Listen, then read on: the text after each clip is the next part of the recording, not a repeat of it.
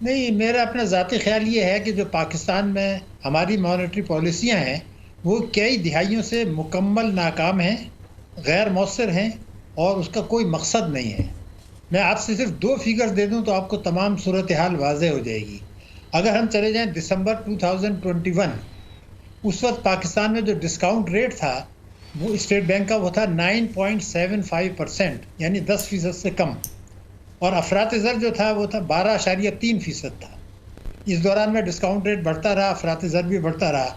अब हमारा जो डिस्काउंट रेट है 17%, यानी तकरीबन दुगना हो गया, 9.75 से 17, हाँ हाँ और बिल्कुल। महंगाई जो है 12.3% से 24.5%, यानी दुगनी हो गई। बिल्कुल तो बिल्कुल। क्या ये फिगर्स बता नहीं रही कि हमारी जो मॉनेटरी पॉलिसी है, इसका कोई मकसद नहीं है, ये कभी कोई मकसद हासिल कर नहीं सकती। ये बात मैं 2 तिहाइयों से कह रहा हूँ। लेकिन इस पॉलिसी में जो बयान आया है, उसमें एक जुमला उन्होंने पहली दफ़ा कुछ ज़्यादा सही बात कर दी, लेकिन इतना एक जुमला ही बोला है ताकि लोग समझे ना।